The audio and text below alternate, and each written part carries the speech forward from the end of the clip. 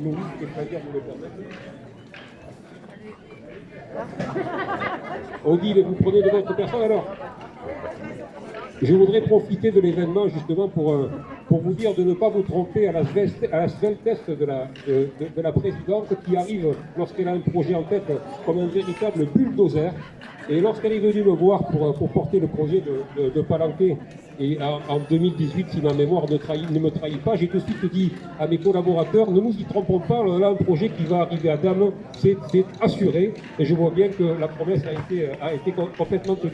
Alors je voudrais remercier bien sûr les partenaires financiers que sont la région notamment, et une fois n'est pas coutume, ça le souligner, l'investissement tout particulier, bien sûr, de cette agropole Méditerranée, mais bien évidemment du maire de la ville de Sète. Alors on peut gloser, on peut discuter.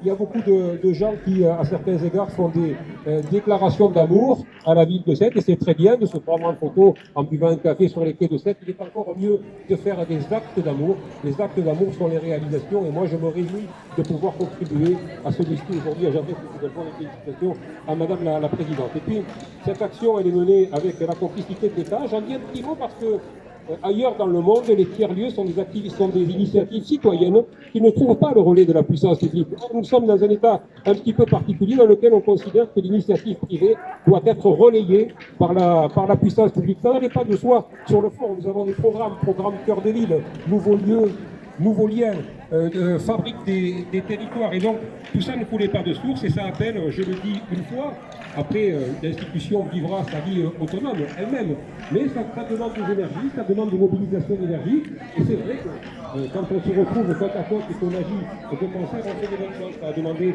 l'énergie d'Odile Kirchner et de toutes les personnes qui l'entouraient, bien évidemment, l'énergie de la région, l'énergie de la SAM, l'énergie de votre humble serviteur qui se trouvait justement impliqué à la création de l'Agence nationale de la cohésion des territoires, puisque j'étais le rapporteur sur le texte à l'Assemblée, et nous avons réussi à faire ce beau colloque en février 2020 dont j'avais eu l'honneur de faire l'ouverture à l'Assemblée. Et donc c'est un beau travail collectif. Et c'est un travail collectif qui est d'autant plus beau à apprécier qu'en fait, c'est une œuvre collective qui a vocation à créer du collectif. Ça a été dit et redit, il s'agit de créer, de générer, d'accompagner de la solidarité, de la vie, de l'activité, de l'échange autour de la culture, de l'économie, du numérique, de l'innovation sociale, de la transition écologique, de contribuer donc au monde de demain. D'une certaine façon, c'est un accouchement, c'est l'accouchement d'un bébé, donc il conviendra pour la Palanquet de se réapproprier les lieux, de se réapproprier les outils et de prendre corps